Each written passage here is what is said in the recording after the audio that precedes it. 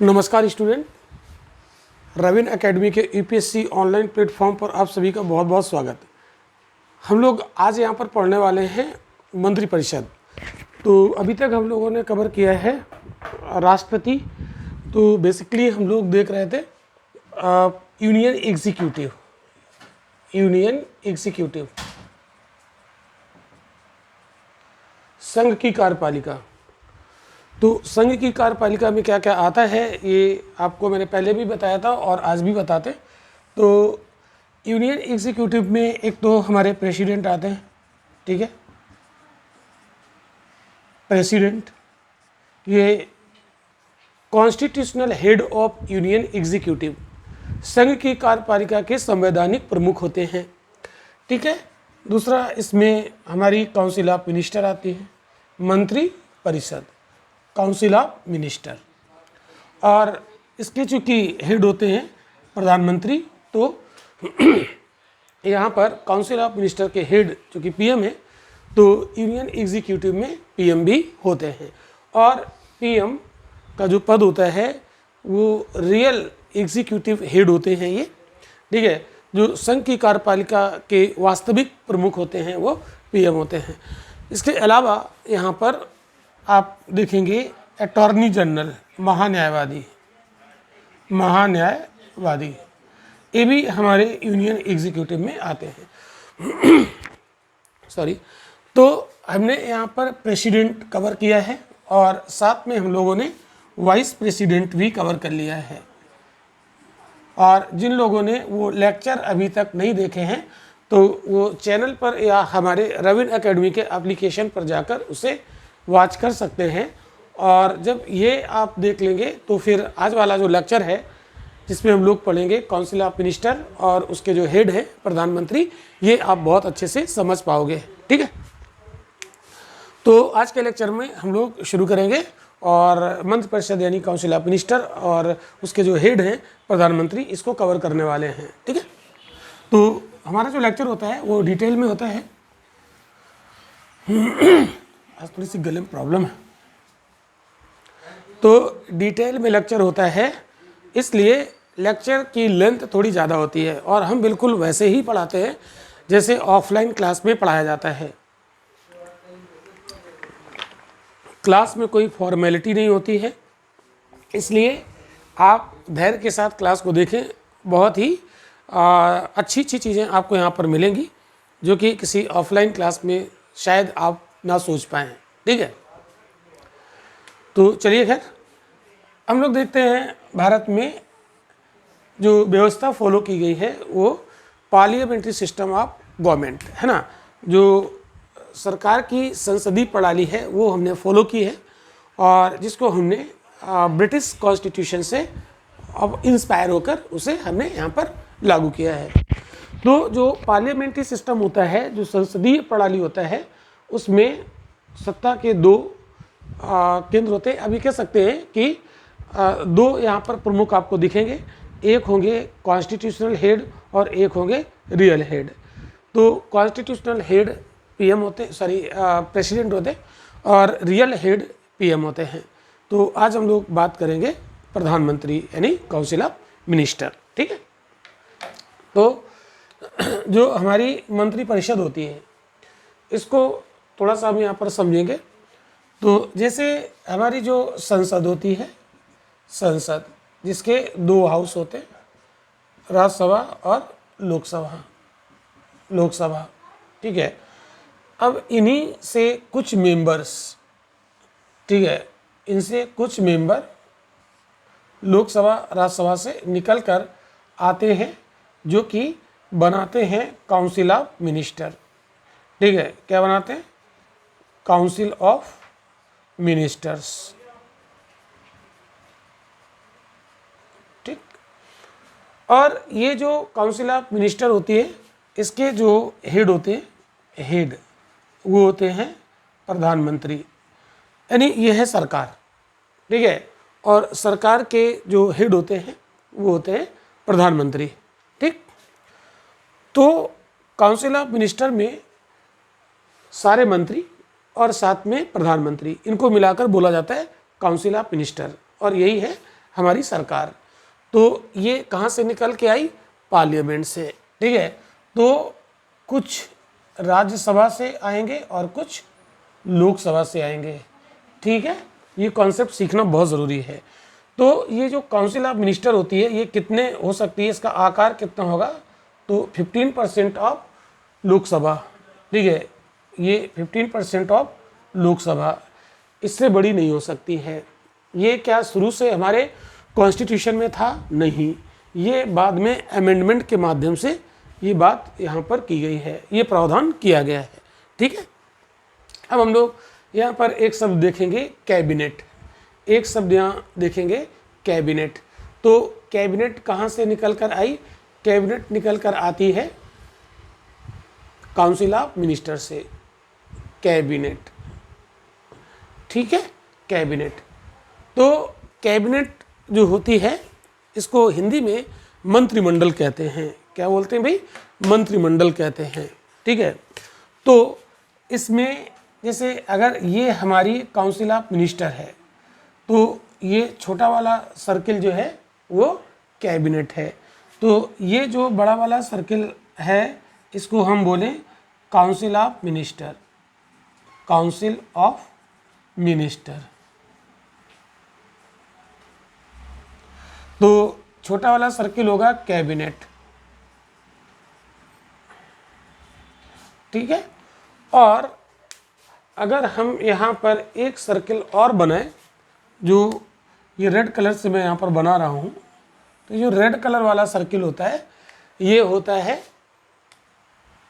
Legislature, है ना, इसको कहते हैं लेजिस्लेचर। क्या जो मैं यहाँ पर लिख रहा हूँ, ये हमारे कैमरे के फॉर्म में है, आप लोगों को दिख रहा है? एग्जैक्टली दिख रहा है अच्छे से। तो संसद से निकली काउंसिल ऑफ मिनिस्टर, जिसको संसद को क्या बोलते हैं? विधायिका, यानी लेजिस्लेचर या व्यवस्थापिका भी कहते हैं। तो संसद से निकली काउंसिल ऑफ मिनिस्टर और काउंसिल ऑफ मिनिस्टर से निकली कैबिनेट। तो सबसे बड़ा सर्किल संसद यानी लेजिस्लेचर, उससे छोटा सर्किल काउंसिल ऑफ मिनिस्टर्स का, और सबसे छोटा सर्किल कैबिनेट। तो कैबिनेट जो होता है ये कोर होता है। क्या होता है? कोर, ये एक केंद्र होता है, ठीक है। तो ये जो कोर होता है, ये होती है कैबिनेट, और यही होती है सबसे ज़्यादा पावरफुल। तो इनमें जो कैबिनेट होती है, ये सबसे ज़्यादा पावरफुल होती है, ये सर्वाधिक शक्तिशाली, सर्वाधिक शक्तिशाली। इतनी बात आपको समझ में आ गई। अब यहाँ पर एक चीज़ आपको समझना है कि जो कैबिनेट और काउंसिल ऑफ मिनिस्टर में अंतर क्या है। एक तो आकार का अंतर है, इसमें ज़्यादा संख्या है, उसमें कम संख्या है। भले ही संख्या कम है, लेकिन इसमें कैबिनेट में सबसे पावरफुल मंत्री शामिल होते हैं। तो इसमें जो मंत्री होते हैं कैबिनेट में, वो होते हैं जो कैबिनेट लेवल के मिनिस्टर होते हैं। तो इसमें कौन होता है? एक तो पीएम रहते ही हैं, ठीक है, और कैबिनेट मिनिस्टर होते हैं, कैबिनेट मिनिस्टर इसमें शामिल होते हैं। तो इससे बनती है कैबिनेट, ये सबसे ज़्यादा पावरफुल है, जैसा कि आपको बताया गया। तो फिर काउंसिल ऑफ मिनिस्टर में कौन कौन से मंत्री होते होंगे? तो काउंसिल ऑफ मिनिस्टर में कौन कौन से मंत्री होते हैं? तो यहाँ पर होते हैं कैबिनेट मिनिस्टर, कैबिनेट मिनिस्टर, साथ में यहाँ पर होते हैं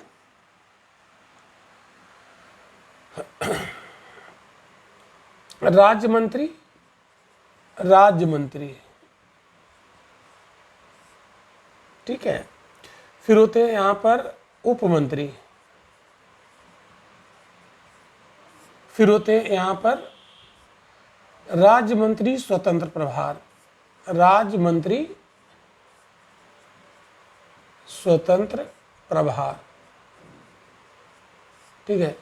तो ये समस्त प्रकार के मंत्री इसमें होते हैं। अब आप देखो, जो कैबिनेट मंत्री होते हैं, ये अपने डिपार्टमेंट के हेड होते हैं, इनके जो विभाग होते हैं उनके ये हेड होते हैं, ठीक है। जैसे अगर मिनिस्ट्री ऑफ डिफेंस है, रक्षा मंत्रालय, तो रक्षा मंत्रालय में जो कैबिनेट मिनिस्टर होंगे वो रक्षा मंत्री होंगे, डिफेंस मिनिस्टर, और उनके सहयोग करने के लिए राज्य मंत्री होंगे और उप मंत्री होंगे। क्लियर? और जो राज्य मंत्री स्वतंत्र प्रभार होते हैं, इनको कोई छोटा सा डिपार्टमेंट दे दिया जाता है, तो इसमें सबसे ज़्यादा पावरफुल कैबिनेट मिनिस्टर होते हैं। इसके बाद राज्य मंत्री स्वतंत्र प्रभार, इसके बाद राज्य मंत्री और फिर उप मंत्री। तो उप मंत्री तो सिर्फ केवल सेटिस्फैक्शन के लिए है, तो मंत्री भी अलग अलग टाइप के होते हैं। ठीक है, तो कैबिनेट मिनिस्टर और पीएम को मिला दीजिए, पीएम यहाँ भी होते हैं। ठीक है, तो बन जाती है हमारी कैबिनेट। इतनी बातें आपको समझ में आ गई तो अच्छी बात है। और आप लोग जब नोट्स प्रिपेयर करेंगे तो बिल्कुल इसी फॉर्म में नोट्स प्रिपेयर करेंगे। ठीक है, चलो अब हम लोग आगे बढ़ते हैं।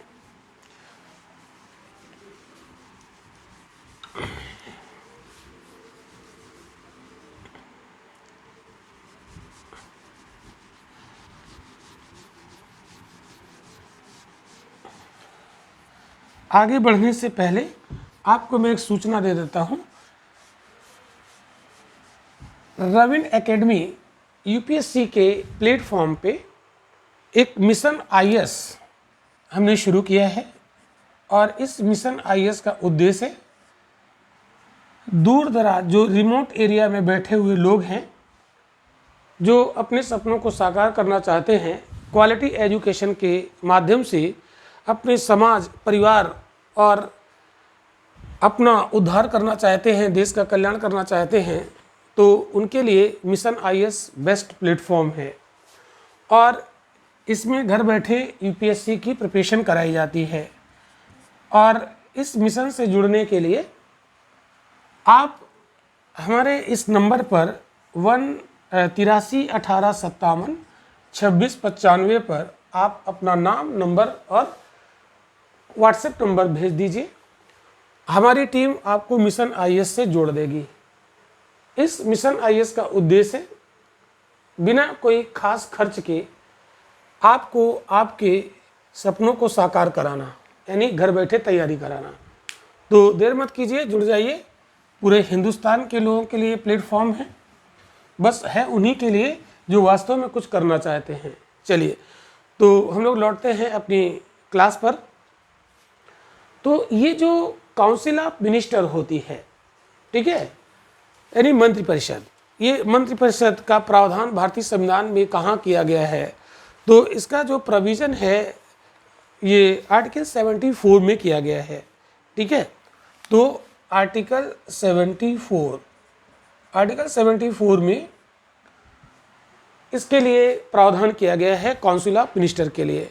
तो इसमें लिखा है राष्ट्रपति को सहायता देने के लिए एक मंत्रिपरिषद होगी जिसके हेड पीएम होंगे। क्या लिखा है? राष्ट्रपति को सहायता देने के लिए, राष्ट्रपति को सहायता देने के लिए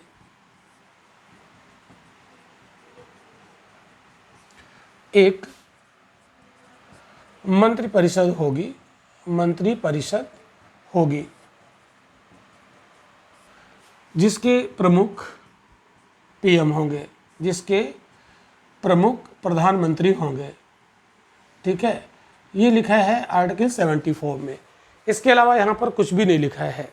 ठीक है, इतनी बात यहाँ पर लिखी है। पहले फिलहाल इस लाइन पर ध्यान दीजिए। तो अगर आपसे पूछा जाए कि काउंसिल ऑफ मिनिस्टर यानी मंत्रिपरिषद का प्रावधान भारतीय संविधान में कहाँ किया गया है? आर्टिकल 74 में किया गया है। ठीक है, और राष्ट्रपति इस मंत्रिपरिषद की सलाह पर काम करेंगे। ठीक है, दूसरी बात यहाँ पर, राष्ट्रपति इस मंत्रिपरिषद की सलाह पर कार्य करेंगे, मंत्रिपरिषद की सलाह पर कार्य करेंगे। ये बात बड़ी इंपॉर्टेंट है, कार्य करेंगे। ठीक है, ये बात बड़ी इंपॉर्टेंट है भाई। ये प्रधानमंत्री और राष्ट्रपति के बीच जो संबंध है उनको ये डिसाइड करेगा और ये बताएगा कि भारत में संसदीय शासन प्रणाली है। ठीक है, तो भारत में संसदीय शासन प्रणाली में ये उम्मीद की जाती है कि एक सिंबॉलिक राष्ट्रपति होना चाहिए और जैसा प्रधानमंत्री कहें वैसा ही राष्ट्रपति को करना चाहिए। ये संसदीय शासन प्रणाली की एक बहुत बड़ी विशेषता है। ठीक है, तो मंत्रिपरिषद की सलाह से राष्ट्रपति कार्य करेंगे। क्या ये कंपलसरी है कि सलाह मानेंगे ही मानेंगे या नहीं मानेंगे या कुछ बहुत उल्लंघन करेंगे? ये सारे प्रश्न खत्म कर दिए इंदिरा गांधी जी ने। ये प्रश्न ही खत्म कर दिए। उन्होंने 44वां संविधान संशोधन करा दिया और 44वें संविधान संशोधन में प्रावधान किया, 44वां नहीं, 42वां। ठीक है, कौन सा? 42वां संविधान संशोधन। 42वां बहुत बार आपको बता चुके हैं। कॉन्स्टिट्यूशनल अमेंडमेंट एक्ट, संविधान संशोधन अधिनियम 1900 कब का है ये? 76 का, 1976। इसको मिनी कॉन्स्टिट्यूशन भी कहते हैं, जानते होंगे आप लोग। तो इसमें क्या इन्होंने प्रोविज़न किया है ना, इसका क्या प्रावधान है यहाँ पर? इसमें ये लिखवा दिया, अमेंडमेंट करके संविधान में ये लिखवा दिया कि जो हम सलाह देंगे वो राष्ट्रपति मानेंगे, मानना पड़ेगा। हम मतलब प्रधानमंत्री, अर्थात काउंसिल ऑफ मिनिस्टर। तो काउंसिल ऑफ मिनिस्टर जो सलाह देगी, क्योंकि काउंसिल ऑफ मिनिस्टर के हेड कौन होते हैं? पीएम। लाइफ लाइन होती है, आगे बताएंगे। पीएम काउंसिल ऑफ मिनिस्टर की लाइफ लाइन होती है, जीवन रेखा होती है। और अगर किसी की जीवन रेखा ही ना हो तो जीवन तो चलेगा नहीं ना। ठीक है, तो अगर बिना प्रधानमंत्री के क्या अगर ऐसी सिचुएशन हो जाती है तो क्या मंत्रिपरिषद चल पाएगी? नहीं चल पाएगी। आगे इस पर चर्चा करेंगे। ठीक है, तो इसमें लिखवा दिया संविधान में कि मंत्रिपरिषद अर्थात प्रधानमंत्री की बात राष्ट्रपति को माननी पड़ेगी, अर्थात जो हम सलाह देंगे वो उन्हें माननी पड़ेगी। हम क्या सलाह देंगे, किस प्रकार की सलाह होगी, इसको न्यायालय में चैलेंज नहीं किया जाएगा। ठीक है, ये भी बात है यहाँ पर। ठीक है, तो हालांकि ये बात अनुच्छेद 74 में ही लिख दी गई। क्या लिखा गया? मंत्रिपरिषद ने राष्ट्रपति को किस बात की सलाह दी, क्या सलाह दी, इसे किसी भी न्यायपालिका में चुनौती नहीं दी जाएगी। ठीक है, मतलब चुनौती दे ही नहीं सकते। इस बात को आप नोट कर लीजिए। ठीक है, यहीं नीचे नोट कर लीजिए कि आर्टिकल 74 का एक प्रोविज़न और यहाँ पर नोट करिए। मैं बोल रहा हूँ, मंत्रिपरिषद ने राष्ट्रपति को क्या सलाह दी, किस प्रकार की सलाह दी, है ना, किस बात की सलाह दी, इसे किसी भी न्यायपालिका में चैलेंज नहीं किया जाएगा। ठीक है, आर्टिकल 74। और 42वां संविधान संशोधन क्या कह रहा है? बात माननी पड़ेगी। इंदिरा गांधी की तानाशाही यहाँ पर दिख रही है। लेकिन इसके बाद जब जनता पार्टी की सरकार आती है तो होता है वहाँ पर 44वां संविधान संशोधन। ठीक है, संविधान संशोधन अधिनियम आता है, अधिनियम 1978। और इसमें थोड़ा सा राष्ट्रपति महोदय को राहत दी गई। राहत ये दी गई कि ठीक है, आपको मंत्रिपरिषद की सलाह माननी तो पड़ेगी, लेकिन जब आपको मंत्रिपरिषद पहली बार सलाह दे तो आप उस सलाह को एक बार पुनर्विचार के लिए वापस कर सकते हैं। लेकिन पुनर्विचार के बाद जब वो सलाह आपके पास आएगी तो आपको फिर मानना पड़ेगा।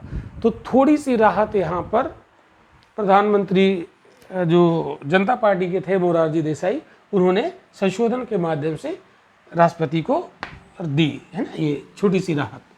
तो आज के डेट में क्या हो सकता है, जो प्रधानमंत्री अर्थात मंत्रिपरिषद द्वारा सलाह दी जाएगी राष्ट्रपति को, तो वो सलाह मानने के लिए बाध्य होंगे, है ना, उनको मानना ही पड़ेगा। यानी मंत्रिपरिषद के द्वारा दी गई सलाह के आधार पर ही उन्हें काम करना पड़ेगा।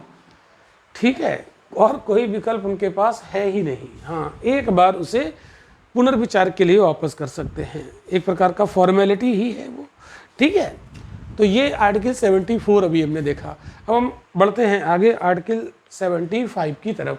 ठीक है, तो आर्टिकल 75, तो 75 में क्या लिखा है, देखो बड़ी मज़े की बात है। आर्टिकल 75 आपको याद रखना है, 74 और 75 दोनों याद रखने हैं।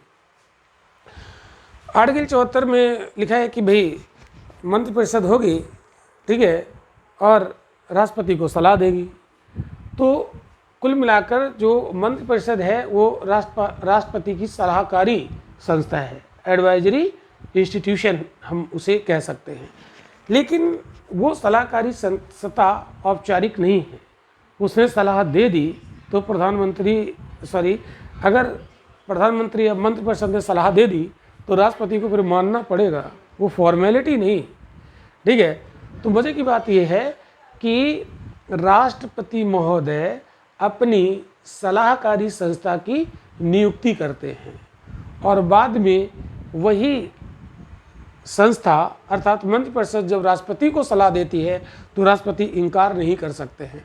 अगर हम लोग बात करें, अगर इतिहास के पन्नों में अगर झांकें तो बहुत सारे जो राजा हुए, कोई भी राजा आप उठा लीजिए, मेडाइवल पीरियड से शिवाजी उठा लीजिए या अकबर उठा लीजिए या अशोक उठा लीजिए एंशिएंट हिस्ट्री से, तो ये अपनी एक सलाहकारी संस्था नियुक्त करते थे, लेकिन उनकी सलाह मानना बाध्यता नहीं होती थी। लेकिन आज हमारे यहाँ संसदीय शासन प्रणाली है, डेमोक्रेसी है, तो इसमें राष्ट्रपति को जो सलाहकारी संस्था है मंत्रिपरिषद, उसकी सलाह मानना बाध्यता है।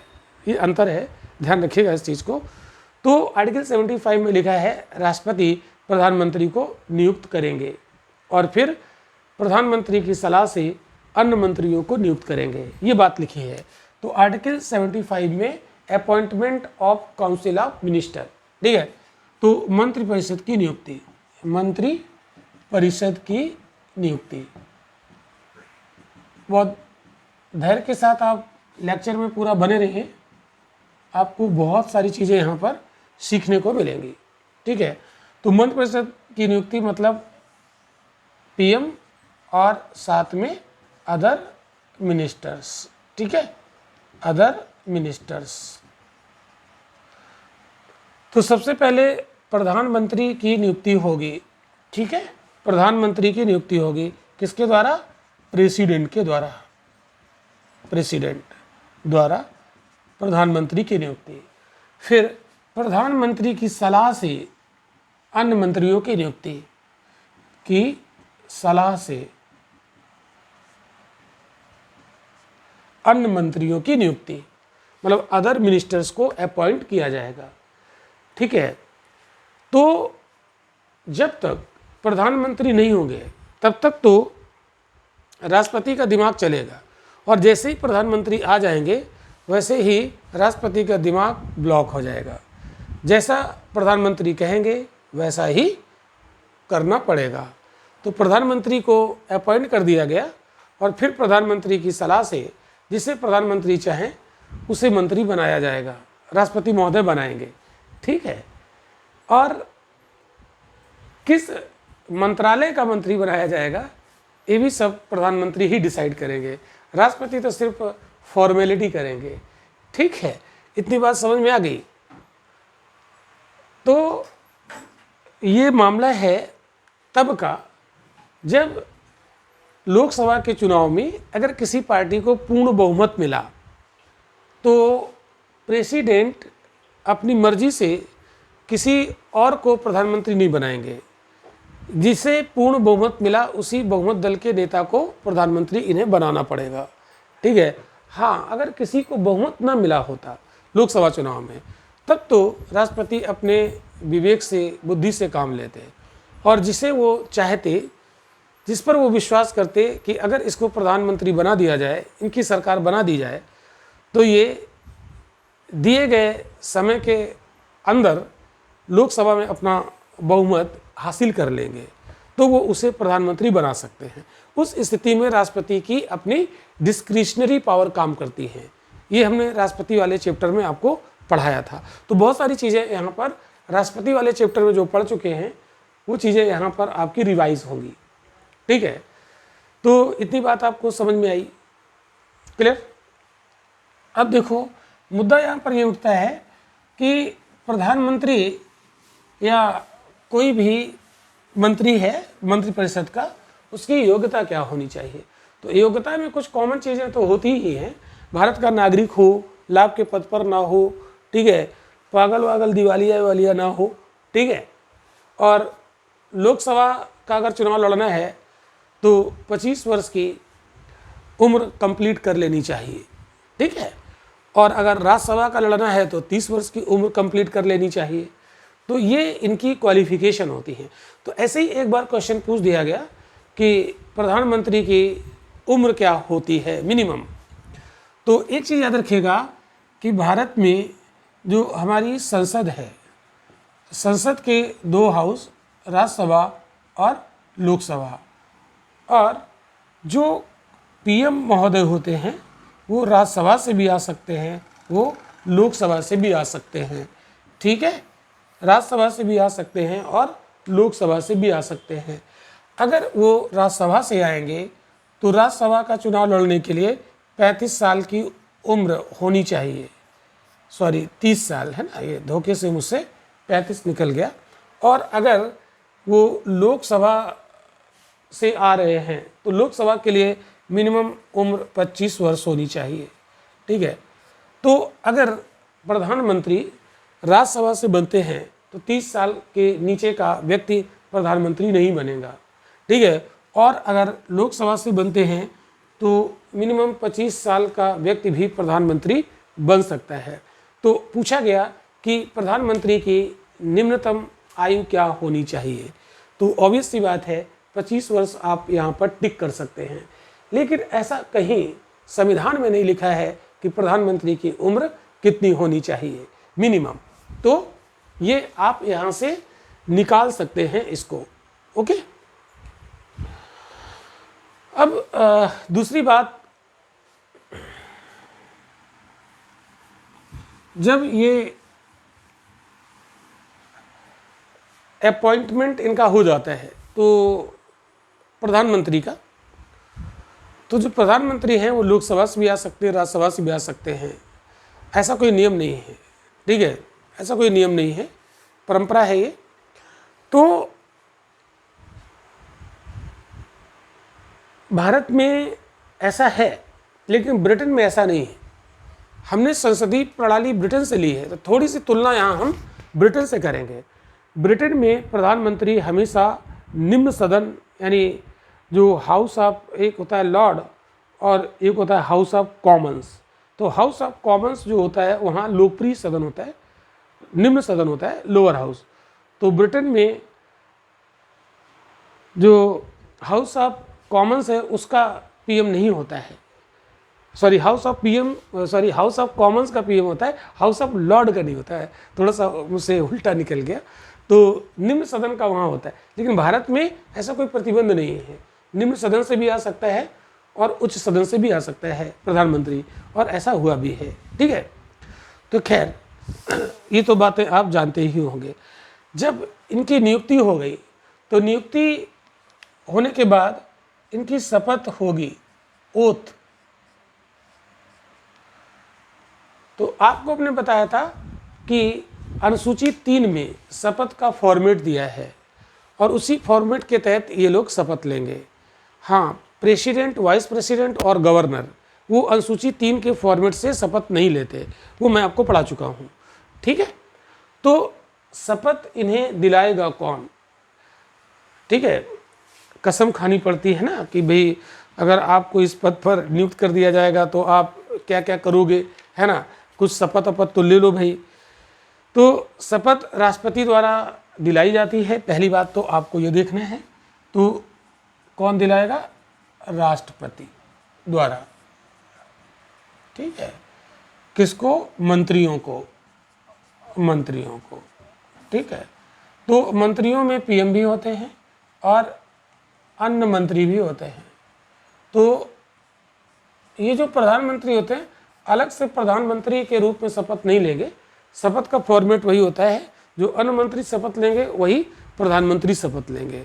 बस इतना ये है कि उन सभी मंत्रियों में उनका हेड पीएम होते हैं, ठीक है। शपथ का प्रावधान एक ही है। तो ये शपथ किसकी लेते हैं? ये इनको शपथ दिलाई जाती है पद और गोपनीयता की। पद और गोपनीयता की शपथ लेते हैं।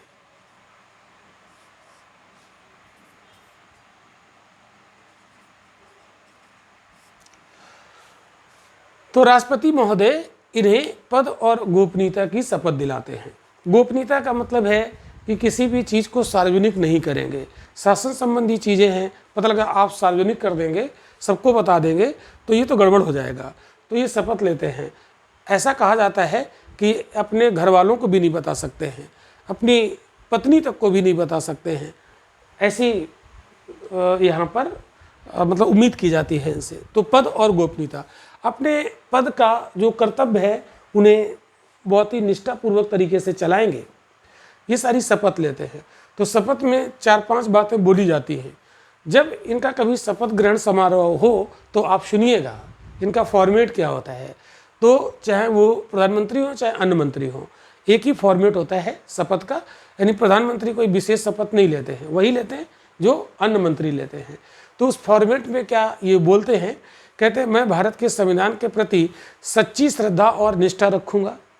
मैं भारत के संविधान के प्रति सच्ची श्रद्धा और निष्ठा रखूँगा। मैं भारत की प्रभुता अखंडता को अक्षुण्ण बना के रखूँगा। प्रभुता मतलब सॉवरेनिटी और अखंडता मतलब इंटीग्रिटी को हम आँच नहीं आने देंगे, उसे अक्षुण्ण बनाकर रखेंगे। ऐसा कोई काम नहीं करेंगे कि जिस पर भारत की संप्रभुता और जो अखंडता है उस पर आँच आ जाए, ऐसा हम नहीं करेंगे। ठीक है, उसको मेंटेन रखेंगे।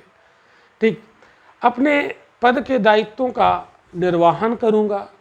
तो ये पद के जो दायित्व हैं उनका ये निर्वहन करेंगे, ऐसी शपथ लेते हैं। और मैं बिना किसी भय के, बिना किसी पक्षपात के, बिना किसी अनुराग और द्वेष के, है ना, सभी लोगों के प्रति संविधान और विधि के अनुसार न्याय करूँगा, कोई पक्षपात नहीं होगा। तो ऐसी कसम ये लोग खाते हैं, इनको ये शपथ दिलाई जाती है। ठीक है, तो इतनी बातें यहाँ पर आपको समझ में आ गई होंगी। अब हम लोग बात करते हैं, कुछ और भी हैं, बहुत सारी बातें हैं यहाँ पर। तो जैसे लोकसभा चुनाव में अगर किसी को बहुमत नहीं मिला, ठीक है, फिर लौटते हैं, अगर लोकसभा चुनाव में किसी को बहुमत नहीं मिला तो फिर राष्ट्रपति महोदय अपने विवेक का प्रयोग करेंगे और जिसे चाहेंगे उसे सरकार बनाने के लिए इनवाइट करेंगे। ठीक है, अब ये चाहेंगे किसको, मतलब जिनमें इनको लगे कि ये दल का अगर हम प्रधानमंत्री बना दें तो ये दिए गए समय सीमा में अपना बहुमत हासिल कर लेंगे। मैंने बोला कि जब किसी को दल को बहुमत ना मिले, ठीक है, लोकसभा चुनाव में किसी दल को बहुमत ना मिले, किसी पार्टी को दल को बहुमत ना मिले तो क्या होगा, तब राष्ट्रपति अपने विवेक से काम लेंगे।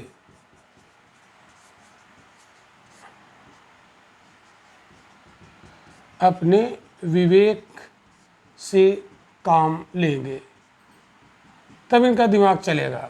यानी ये इनकी डिस्क्रिशनरी पावर होगी और ये जिसे चाहें उसे प्रधानमंत्री बनाएंगे, जिसे चाहें उसे क्या बनाएंगे, प्रधानमंत्री। लेकिन शर्त ये है, सामान्य तौर पर, सामान्यतः 1 महीने के भीतर, 1 महीने के भीतर लोकसभा में बहुमत हासिल करना होगा, बहुमत हासिल करना होगा। ठीक है, ये शर्त होती है। और इसका मतलब ये है कि लोकसभा में किसी पार्टी को बहुमत नहीं मिला, लेकिन अगर राष्ट्रपति की उस पर विशेष कृपा है तो वो सामान्य तौर पर 1 महीने की सरकार बना सकता है। 1 महीने में बहुमत हासिल करने के लिए कहा जाता है। मैंने कहा सामान्य तौर पर, ठीक है, ये अवधि को बढ़ाया भी जा सकता है। तो अगर उस बीच उसे बहुमत मिल गया तो सरकार कंटिन्यू होगी, और अगर बहुमत नहीं मिला तो 1 महीने की सरकार तो चलाने को मिल ही जाएगी, ठीक है। तो ये बात आपको ज़रूर यहाँ पर ध्यान रखनी है। अब राष्ट्रपति ने इस विवेक का प्रयोग किया है, इस विवेक का प्रयोग किया है। कब किया है? ये ऐसी सिचुएशन आई थी 1979 में, ठीक है, 1979 में ऐसी सिचुएशन आ गई थी। सिचुएशन क्या थी? जब राष्ट्रपति नीलम संजीव रेड्डी हुआ करते थे, नीलम संजीव रेड्डी, नाम तो इनका सुना ही होगा, ये भारत के एकमात्र प्रधान राष्ट्रपति हुए हैं जो निर्विरोध चुन लिए गए थे। मैंने राष्ट्रपति में पढ़ाया था आपको, ठीक है। तो इन्होंने इस पावर का, इस विवेकी शक्ति का प्रयोग किया था जब जनता पार्टी की सरकार का पतन हो गया था और चौधरी चरण सिंह ने एक गठबंधन बनाया था और चौधरी चरण सिंह को प्रधानमंत्री के रूप में नियुक्त कर दिया गया था, ठीक है। अब मान लीजिएगा कि जैसे एक सिचुएशन आ जाती है कि प्रधानमंत्री की मृत्यु हो जाए, प्रधानमंत्री की मृत्यु, जैसा कि हुआ है कई बार। जैसे जवाहरलाल नेहरू जी का निधन हो गया था पद पर रहते हुए, लाल बहादुर शास्त्री जी का निधन हो गया था पद पर रहते हुए, इंदिरा गांधी जी की हत्या हो गई थी पद पर रहते हुए। तो आकस्मिक निधन यानी पीएम की मृत्यु हो जाए तो ध्यान से समझिएगा कि जो प्रधानमंत्री हैं प्लस अन्न मंत्री, ठीक है। और अगर पीएम की डेथ हो जाती है, प्रधानमंत्री की मृत्यु हो जाती है, तो प्रधानमंत्री लाइफ लाइन होते हैं। ये एक जहाज के कप्तान होते हैं। जहाज किस दिशा में जाएगा ये प्रधानमंत्री डिसाइड करेंगे, अन्न मंत्री नहीं करेंगे, ठीक है। और अगर इनका आकस्मिक निधन हो जाता है तब क्या होगा? तो आकस्मिक निधन की स्थिति में अगर पीएम का आकस्मिक निधन होता है तो ऐसी सिचुएशन में कार्यवाहक प्रधानमंत्री की नियुक्ति का प्रथा है भारत में। कार्यवाहक प्रधानमंत्री नियुक्त किया जाएगा, एक्टिंग पीएम नियुक्त किया जाएगा। ये परंपरा है भारत में और ऐसी परंपरा का निर्वहन किया गया है। लेकिन ये परंपरा टूटी थी जब इंदिरा गांधी जी की हत्या हुई थी। तो राजीव गांधी जी को कार्यवाहक प्रधानमंत्री ना नियुक्त करके उन्हें परमानेंट प्रधानमंत्री नियुक्त कर दिया था, ठीक है। किसने? ज्ञानी जैल सिंह जी उस समय राष्ट्रपति थे।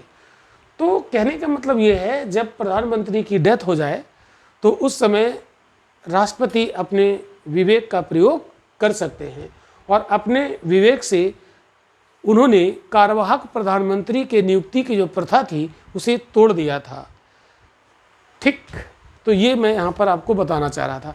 अब एक चीज़ यहाँ पर आपको देखना है कि अगर मृत्यु हो जाती है, आकस्मिक निधन हो जाता है प्रधानमंत्री का, तो सत्ताधारी जो दल है वो यदि अपने ही दल के किसी व्यक्ति को अगला प्रधानमंत्री के रूप में आगे करता है तो राष्ट्रपति उसे प्रधानमंत्री नियुक्त कर देते हैं। और अगर सत्ताधारी दल में कोई भी नेता, मतलब सत्ताधारी दल किसी भी नेता को प्रधानमंत्री बनाने के लिए आगे नहीं करते हैं, तो ऐसी सिचुएशन में राष्ट्रपति अपनी मर्जी से, अपने विवेक से सत्ताधारी दल के किसी भी व्यक्ति को प्रधानमंत्री के रूप में अपॉइंट कर सकते हैं। अब एक चीज़ यहाँ पर ये ध्यान रखना है कि अगर प्रधानमंत्री की डेथ हो जाती है तो चूंकि ये लाइफ लाइन है, ये इस जहाज के कप्तान हैं, तो अन्य मंत्री कोई भी कार्य नहीं करेंगे क्योंकि लाइफ लाइन, जीवन रेखा चली गई। तुम बिन हमारा जीवन कुछ नहीं, ये कॉन्सेप्ट है। तो अगर पीएम नहीं तो इनका जीवन कुछ नहीं। अन्य मंत्री यानी ये स्वयं मंत्रिपरिषद विघटित हो जाएगी। ठीक है, क्या फिर नया चुनाव कराना पड़ेगा? नहीं, ये बात आपको ध्यान रखना है। यूपीएससी आपको यहाँ फंसाएगा, यूपीएससी आपको फंसा देगा। देखो, जब पीएम की डेथ होगी तो क्या फर्क पड़ेगा इस मंत्रिपरिषद पर? तो मंत्रिपरिषद स्वयं भंग हो जाएगी, विघटित हो जाएगी। तो जो इसका परिणाम होने वाला है वो मंत्रिपरिषद विघटित हो जाएगी, मंत्रिपरिषद विघटित हो जाएगी। ये बहुत ही काम की चीज़ है, विघटित हो जाएगी, जो हम आपको बता रहे हैं। बहुत बार लोगों का ये कॉन्सेप्ट यहाँ क्लियर नहीं होता है। तो आपके दिमाग में आ रहा होगा कि मंत्रिपरिषद अगर विघटित हो जाएगी तो फिर नया चुनाव कराना पड़ेगा। जी नहीं, नया चुनाव नहीं कराना पड़ेगा, यही तो बात है। तो यहाँ पर नया चुनाव नहीं कराना पड़ेगा, नया चुनाव नहीं, ध्यान रखिएगा। ज़्यादातर लोगों के दिमाग में होगा कि जब मंत्रिपरिषद विघटित हो जाएगी तो नया चुनाव होना चाहिए। नहीं, नया चुनाव नहीं होगा। यहाँ पर क्या होगा, राष्ट्रपति महोदय विकल्प तलाशेंगे। राष्ट्रपति महोदय क्या करेंगे? विकल्प की तलाश करेंगे। तो राष्ट्रपति विकल्प की तलाश करेंगे।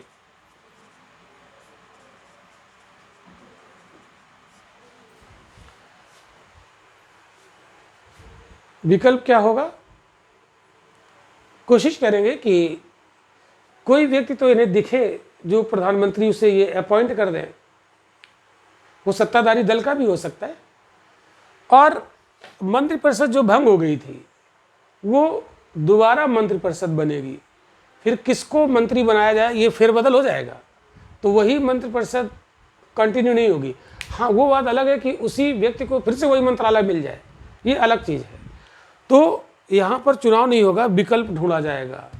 ठीक है, विकल्प मिल जाएगा और फिर सरकार चलने लगेगी, नई मंत्रिपरिषद बन जाएगी, मंत्रिपरिषद विघटित हो जाएगी, ये डिसॉल्व हो जाएगी। Council of minister. तो आपसे अगर पूछा जाए कि मंत्रिपरिषद की प्रधानमंत्री की आकस्मिक निधन पर क्या फर्क पड़ेगा, क्या परिणाम होगा, तो मंत्रिपरिषद विघटित हो जाएगी। ये याद रखेगा। एक ऑप्शन डाल देगा कि नया चुनाव होगा, नहीं, नया चुनाव नहीं होगा। आई होप कि आपको समझ में आ गई होगी बात। ठीक,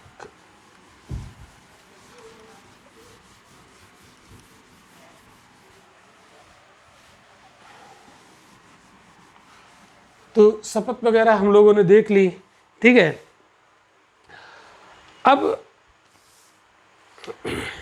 हम लोग यहाँ पर और भी बातें करते हैं, जैसे इनका जो वेतन वगैरह है, सैलरी। ठीक है, तो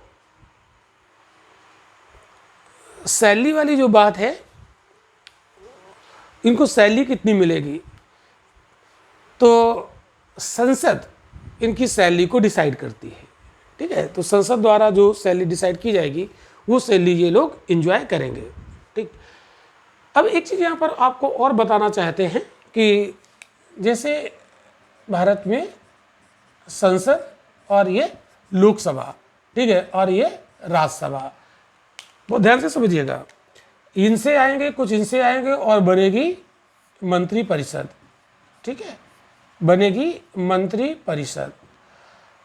अब एक चीज़ यहाँ पर आपको ध्यान देना है कि पहले लोकसभा का सदस्य होगा या राज्यसभा का सदस्य होगा, यानी वो मेंबर ऑफ पार्लियामेंट होगा, और फिर वो बनेगा मंत्री। क्या बन जाएगा? मंत्री बन जाएगा। ठीक है, लेकिन हमारे यहाँ एक प्रावधान और किया गया है। मंत्री बनने के लिए लोकसभा और राज्यसभा अर्थात मेंबर ऑफ पार्लियामेंट होने की ज़रूरत नहीं है, ये कंपलसरी नहीं है। ठीक है, इसका मतलब है कि फिर से एक स्ट्रक्चर यहाँ बना देते हैं, संसद, और या ऐसे सीधे लिख देते हैं, यानी मेंबर ऑफ पार्लियामेंट आवश्यक नहीं है,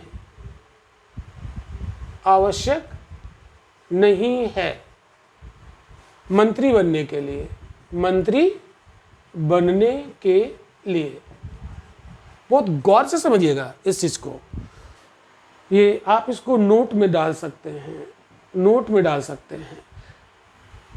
अब मंत्री बनने के लिए ये ज़रूरी नहीं है। इसका मतलब है कि बिना मेंबर ऑफ पार्लियामेंट के, ठीक है, मंत्री बन सकते हैं, बनाया जा सकता है, लेकिन शर्त ये है, कंडीशन क्या है, शर्त क्या है, शर्त ये है कि विद इन 6 मंथ उसे मेंबर ऑफ पार्लियामेंट बनना पड़ेगा। विद इन 6 मंथ, शर्त क्या है, 6 माह के अंदर, 6 माह के अंदर मेंबर ऑफ पार्लियामेंट बनना पड़ेगा, एमपी बनना पड़ेगा, बनना पड़ेगा। अब वो एमपी लोकसभा से भी हो सकता है, वो राज्यसभा से भी हो सकता है, अदरवाइज उसका मंत्री पद खतरे में होगा, अन्यथा मंत्री पद से उसे रिजाइन करना पड़ेगा, अन्यथा मंत्री पद से इस्तीफा देना पड़ेगा।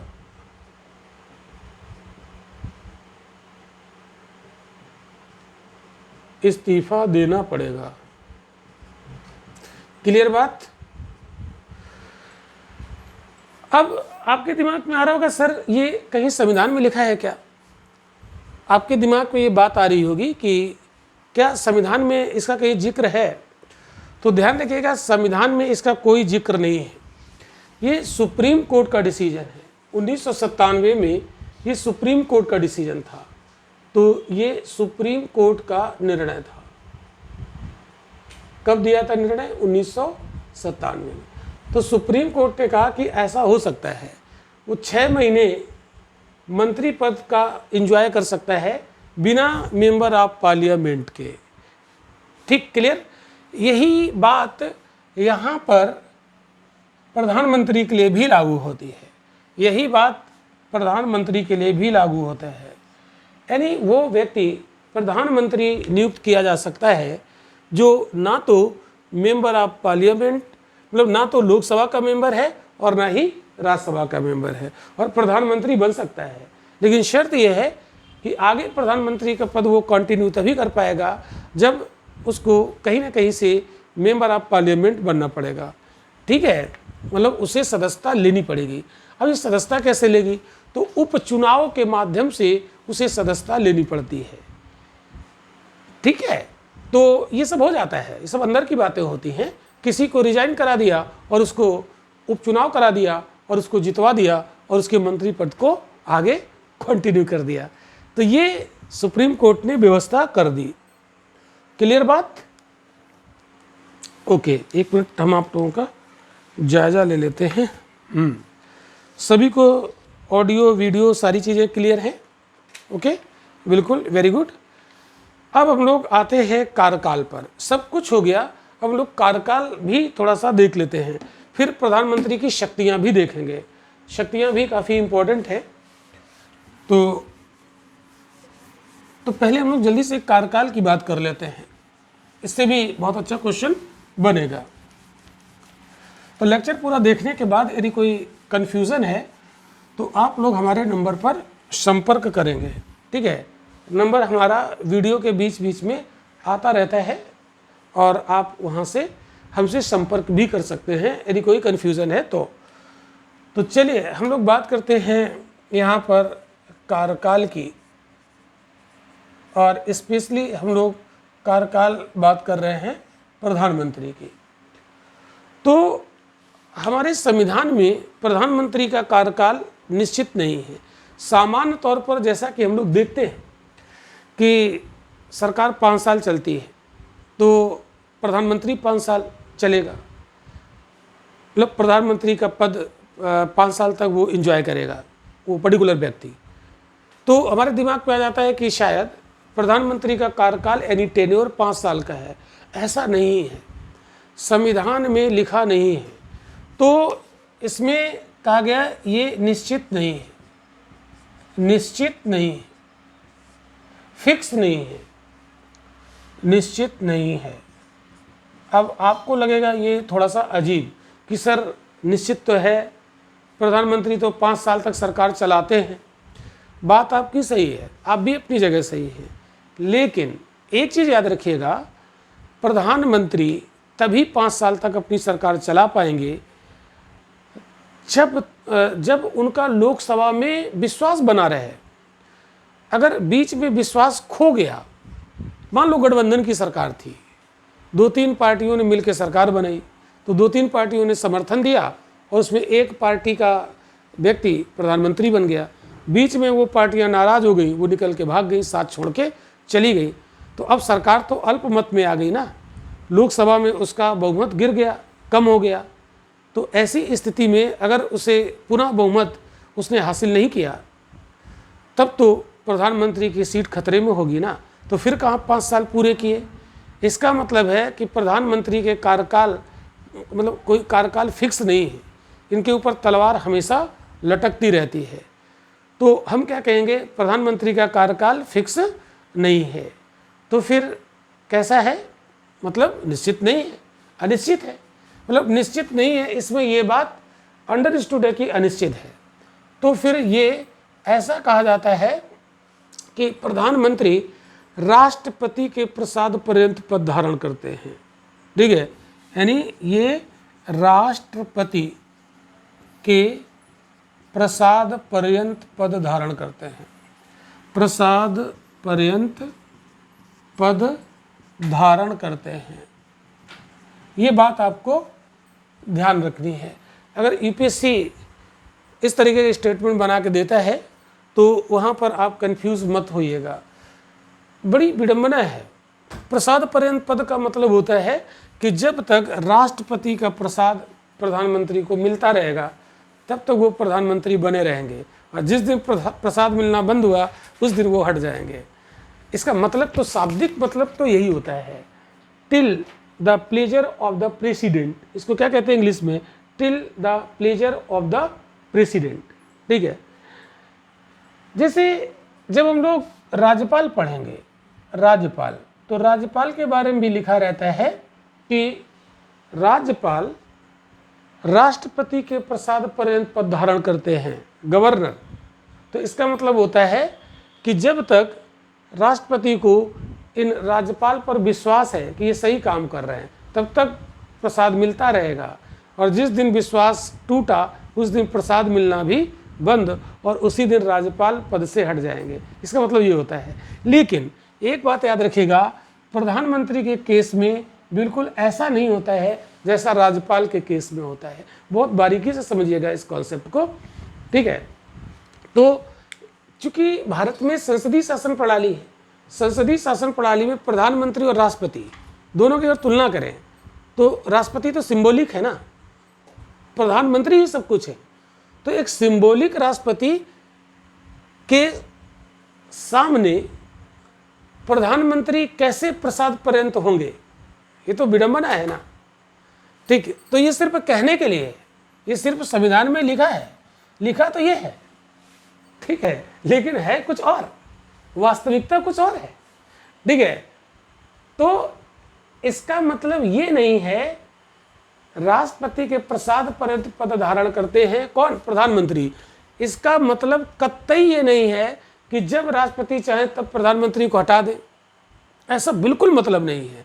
हाँ, राज्यपाल के केस में यही मतलब है कि जब राष्ट्रपति चाहे तब राज्यपाल को हटा देंगे, लेकिन ऐसा प्रधानमंत्री के केस में नहीं है, क्योंकि भारत में संसदीय शासन प्रणाली है। प्रधानमंत्री बहुत पावरफुल हैं, लिखा जरूर ये है लेकिन ऐसा करेंगे नहीं।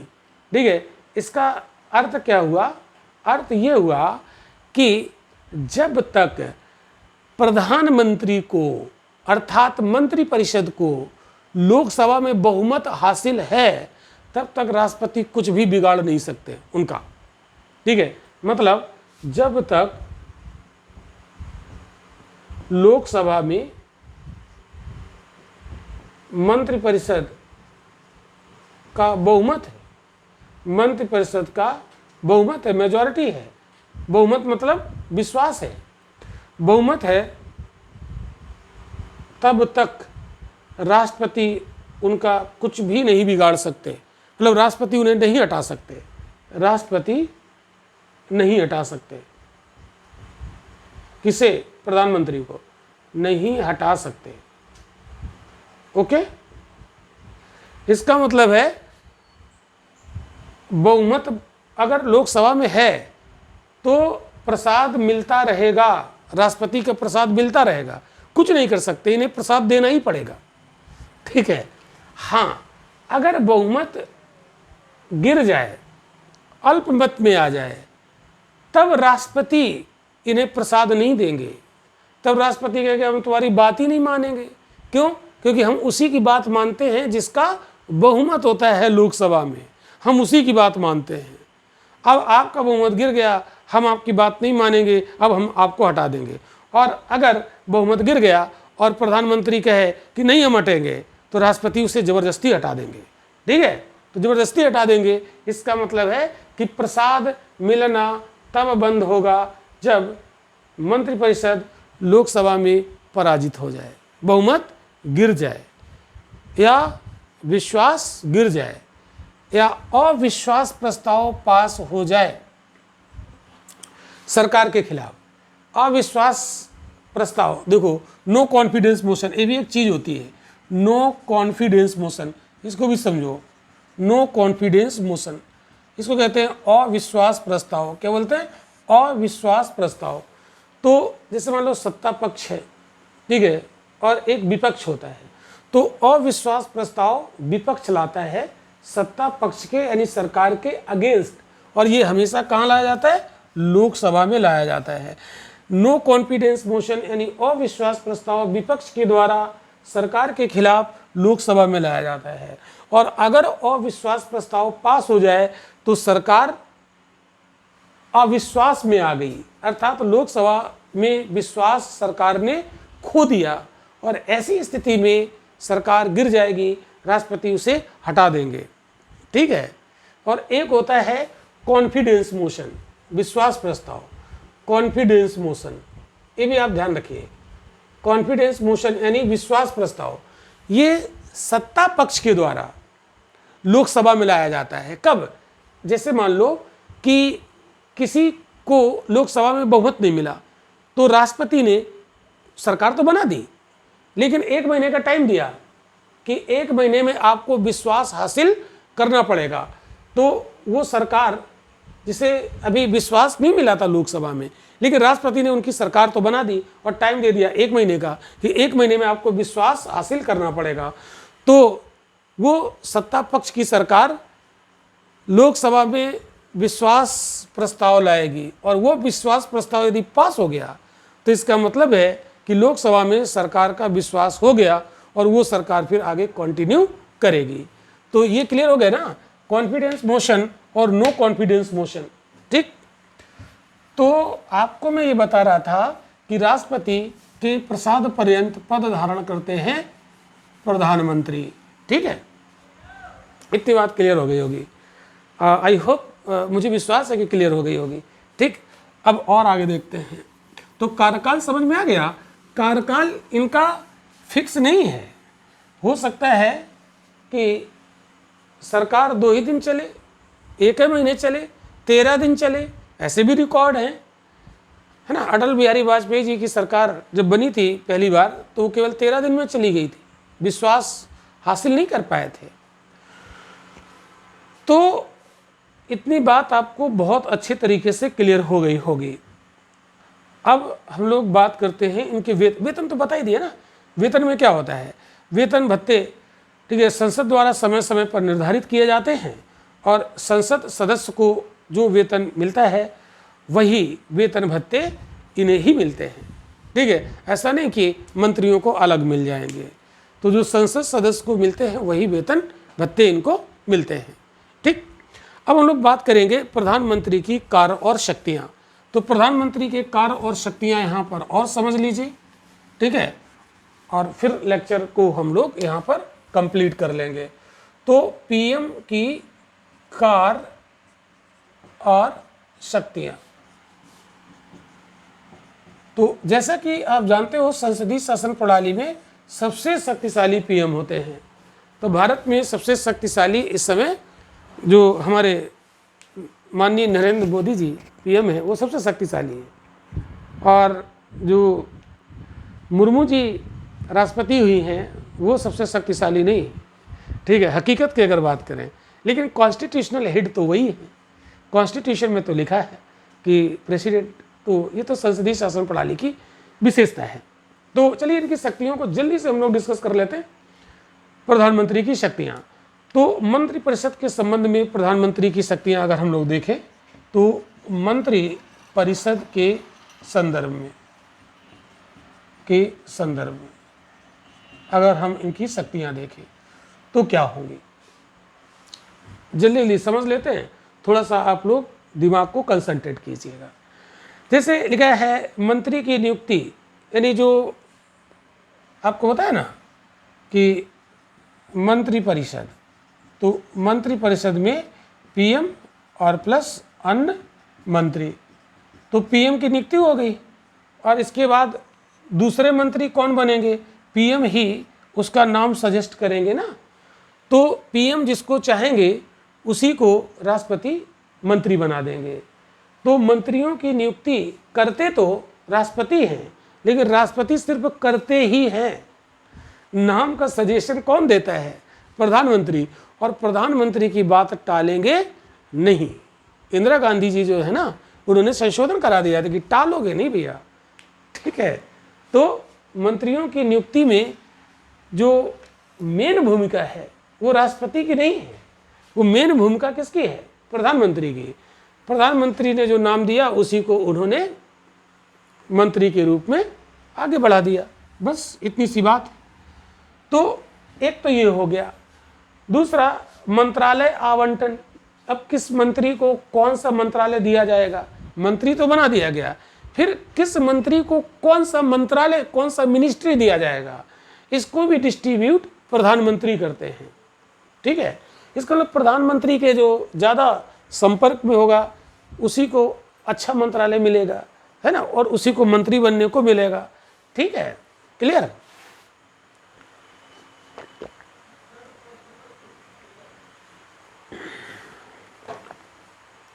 अब मान लो कि जैसे ये हमारे पीएम और ये अन्य मंत्री, और अब पीएम को लगता है कि कोई मंत्री सही काम नहीं कर रहा है, तो ये प्रधानमंत्री उस मंत्री से कह सकते चलो तुम निकलो बाहर यहाँ से, तुम सही से काम नहीं कर रहे हो, ठीक है। अब मंत्री कहे कि देखो यार हम निकलेंगे नहीं, क्योंकि तुम भी मेंबर ऑफ पार्लियामेंट, हम भी मेंबर ऑफ पार्लियामेंट, हम तो जीत के आए हैं, हम नहीं निकलेंगे। तो जानते हो प्रधानमंत्री के पास एक पावर है, ये तुरंत राष्ट्रपति से कहेंगे कि जरा इन्हें समझ लो, इनको हटाओ, तो राष्ट्रपति से ये सिफारिश कर देंगे, राष्ट्रपति से सिफारिश करेंगे कौन, प्रधानमंत्री, किसके लिए, मंत्री को हटाने के लिए, मंत्री को हटाने के लिए। तो मंत्री को नियुक्त करने की सिफारिश भी करते हैं, और अगर मंत्री सही से काम नहीं करता है और तो उसे हटा सकते हैं कौन, प्रधानमंत्री। प्रधानमंत्री ने राष्ट्रपति से कहा, राष्ट्रपति तुरंत एक्टिव और हटा दिया, ठीक है। तो प्रधानमंत्री कहते हैं कि ध्यान रखना, अगर हम तुम्हें नियुक्त करवा सकते हैं तो तुम्हें हटवा भी सकते हैं। तो इसका मतलब कोई मंत्री उद्दंड नहीं हो सकता है। राष्ट्रपति बैठे हैं ना, प्रधानमंत्री ने कहा नहीं, राष्ट्रपति ने हटाया नहीं, ठीक है।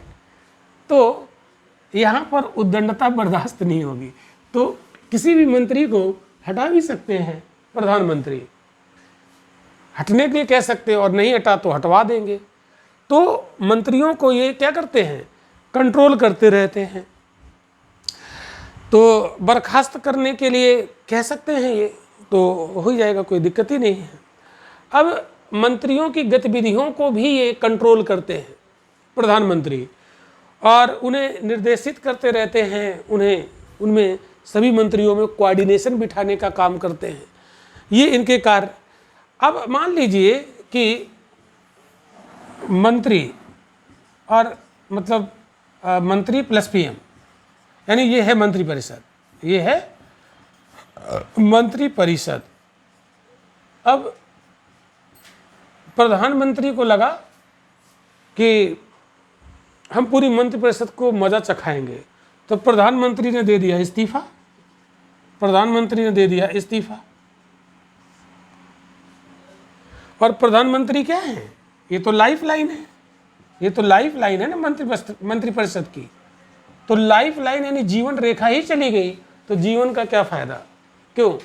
तो अगर इन्होंने इस्तीफा दिया तो मंत्री कुछ नहीं करेंगे, ये कुछ कर ही नहीं सकते।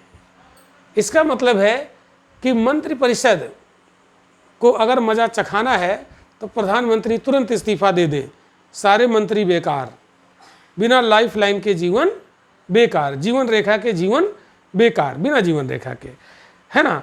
तो ये संपूर्ण मंत्रिपरिषद को बर्खास्त करवा सकते हैं, सिर्फ ये अपना इस्तीफा दे दें। तो सारे मंत्री कहेंगे कि भैया इस्तीफा ना देना, हम सारी बात तुम्हारी मानेंगे, ठीक है। तो ये लाइफ लाइन है ना, ध्यान रखिएगा थोड़ा सा, ठीक।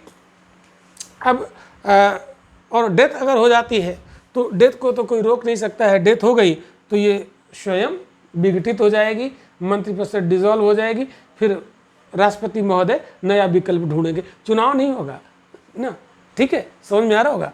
चलो, तो ये बातें आपको समझ में आ गई। तो मंत्री परिषद से संबंधित शक्तियाँ प्रधानमंत्री के पास बहुत सारी होती हैं, ठीक है। तो अब राष्ट्रपति के संदर्भ में क्या शक्तियाँ हैं, ये भी आपको थोड़ा सा ध्यान रखना है।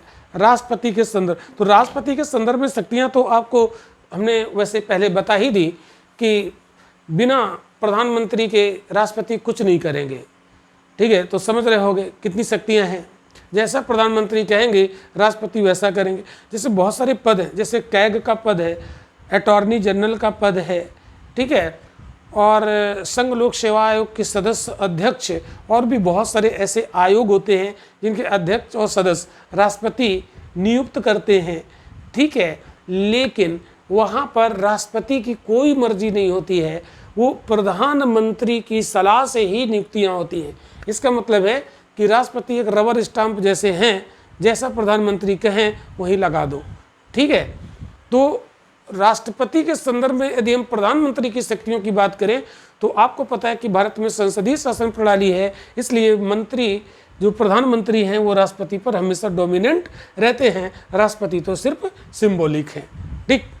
अब हाँ, एक बात और है कि जैसे ये है राष्ट्रपति मान लो, और ये है मंत्रिपरिषद, ठीक है, ये है मंत्रिपरिषद। इनके बीच में जो ब्रिज का काम करते हैं, जो जोड़ने का काम करते हैं, वो पीएम काम करते हैं, ठीक है। तो राष्ट्रपति और मंत्रिपरिषद के बीच संवाद स्थापित करने का काम करते हैं कौन? प्रधानमंत्री। ये बात आपको याद रखनी। इन दोनों के बीच में अगर संवाद, कोई कम्युनिकेशन स्थापित करना है तो उसमें प्रधानमंत्री एक ब्रिज की भूमिका अदा करते हैं, ठीक है। दूसरा, पीएम मंत्रिपरिषद द्वारा दिए गए निर्णय, मतलब मंत्रिपरिषद जो भी निर्णय वगैरह सुनाती है, ठीक है, और देश में जो भी नीतियां वगैरह बनती हैं, जो भी कानून संबंधी जानकारी अगर राष्ट्रपति मांगते हैं प्रधानमंत्री से तो प्रधानमंत्री इन्हें वो जानकारी देंगे। ये आर्टिकल 78 की बात है, ठीक है। आर्टिकल 78 में प्रधानमंत्री के कर्तव्य दिए हैं, ये पीएम के क्या दिए हैं?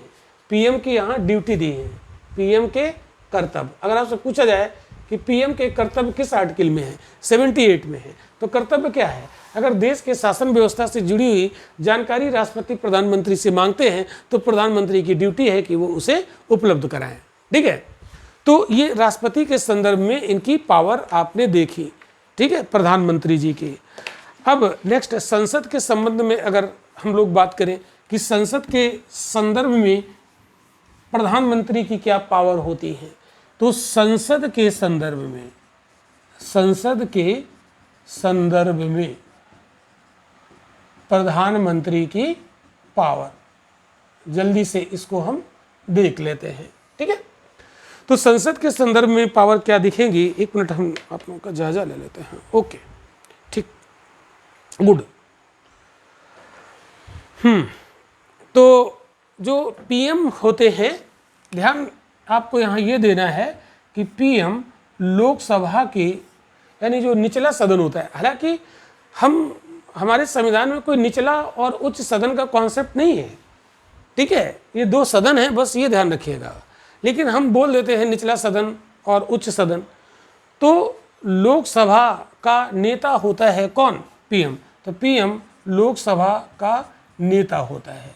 अब आप कहेंगे सर जब राज्यसभा से प्रधानमंत्री आ गए तो भी लोकसभा के नेता होंगे? बिल्कुल होंगे, ठीक है। तो ध्यान रखिएगा, पीएम किसके नेता होते हैं? लोकसभा के नेता होते हैं। तो संसद के संदर्भ में ये पावर यहाँ पर आपको देखने को मिलेगी। तो किसी भी समय लोकसभा को विघटित करने की सिफारिश ये कर सकते हैं।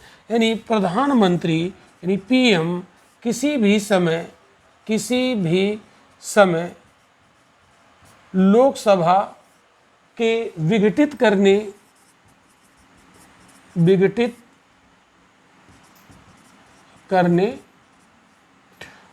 की सिफारिश कर देंगे राष्ट्रपति से, ठीक है। तो राष्ट्रपति से सिफारिश करेंगे विघटित करने की सिफारिश, ठीक है। तो प्रधानमंत्री किसी भी समय लोकसभा को विघटित करने की सिफारिश कर सकते हैं राष्ट्रपति से, और राष्ट्रपति तुरंत इनकी सिफारिश स्वीकार कर लेंगे। और राष्ट्रपति महोदय आर्टिकल 85 में लिखा हुआ है, आर्टिकल 85 में, तो राष्ट्रपति महोदय लोकसभा को विघटित कर देंगे, ठीक है। हाँ, लेकिन अगर ये प्रधानमंत्री जो है अल्पमत में अगर सरकार आ जाए तो अल्पमत वाले प्रधानमंत्री की बात नहीं मानेंगे, ठीक है। लेकिन अगर प्रधानमंत्री पूरा बहुमत है इनको लोकसभा में, मंत्रिपरिषद को, तो बहुमत वाली सरकार की बात राष्ट्रपति को माननी ही पड़ती है। तो जब प्रधानमंत्री ने सलाह दी, सिफारिश दी कि भाई लोकसभा का विघटन करो, तो ये विघटित कर देंगे। तो सामान्य तौर पर ऐसा होता नहीं है, ठीक है। अब प्रधानमंत्री क्यों अपने पैर पर कुल्हाड़ी मारेंगे कि अच्छा खासा प्रधानमंत्री बने थे और कह देंगे कि लोकसभा विघटित कर दो और नया चुनाव कराओ? ऐसा तो कहेंगे नहीं है। हाँ, जब लोकसभा का कार्यकाल पूरा होने वाला होता है तब तो ये बोलते ही हैं और कि इसको विघटित कर दो और नई लोकसभा का चुनाव हो। क्यों? क्योंकि पुरानी वाली का कार्यकाल पूरा हो गया है, तब तो वो सामान्य बात है। लेकिन कभी कभी ऐसी भी स्थिति आती है कि जैसे मान लो गठबंधन की सरकार है, गठबंधन की सरकार, बहुत ध्यान समझना, गठबंधन की सरकार, और गठबंधन की सरकार है, 4-5 दल मिल के सरकार बनाए और खिचड़ी है, खिचड़ी पक रही है। अब पता लगा कि प्रधानमंत्री की ही बात दूसरी पार्टी वाला सुन नहीं रहा है, वो कहेगा हम तुम्हारी बात नहीं, मैंने अलग हो गया, ठीक है। तो अलग हो गया, सरकार गिरेगी। इससे चाहे बदनामी हो तो ऐसा प्रधानमंत्री बेचारा परेशान रहेगा और ये तुरंत राष्ट्रपति से कहेंगे लोकसभा ही विघटित कर दो, हटाओ, इस सरकार को हटा दो, दोबारा चुनाव कराओ, ये गठबंधन की सरकार हमसे चल नहीं रही है। तो ऐसी स्थिति में विघटन के लिए कह सकते हैं, तो किसी भी समय विघटित करने को कह सकते हैं। ये बात आपको याद रखनी है, ठीक है। तो ये बात समझ में आ गई होगी,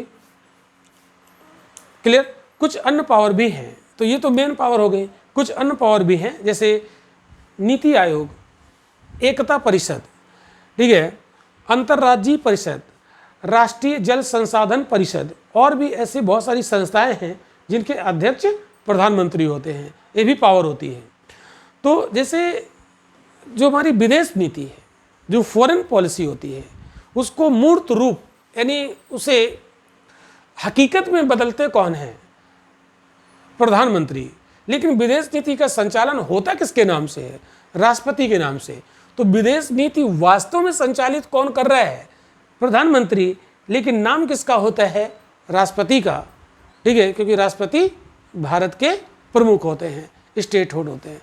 तो ध्यान रखिएगा, विदेश नीति को मूर्त रूप देने का काम करते हैं प्रधानमंत्री, ठीक है। और केंद्र सरकार के ये प्रमुख वक्ता होते हैं, ठीक है, यानी प्रवक्ता होते हैं। तो केंद्र सरकार का मुख्य प्रवक्ता कौन होता है? प्रधानमंत्री होते हैं, ठीक है। और सेनाओं के राजनीतिक प्रमुख होते हैं, जो हमारी आर्मी होती है ना, तो राजनीतिक प्रमुख कौन होते हैं? प्रधानमंत्री। और वैसे सेनाओं के हेड कौन होते हैं? राष्ट्रपति। तो ध्यान रखिएगा, सेनाओं के राजनीतिक प्रमुख राष्ट्रपति नहीं, सॉरी, प्रधानमंत्री होते हैं। क्लियर। तो आज के लेक्चर में हमने पूरा कंप्लीट किया यहाँ पर काउंसिल ऑफ मिनिस्टर को बहुत अच्छे से, पूरा डिटेल में, ठीक है। तो जिस लोग ने पिछले लेक्चर नहीं देखे वो लोग उनको देखते रहिए और नोट्स बनाते रहिए। नोट्स बनाएंगे लेक्चर देख के तो आपका ये जो समय होगा वो सार्थक होगा। अदरवाइज आप क्लास देख के निकाल दिया, छोड़ दिया, आप भूल जाओगे। तो चलिए मिलते हैं फिर अगले लेक्चर में। Thank you.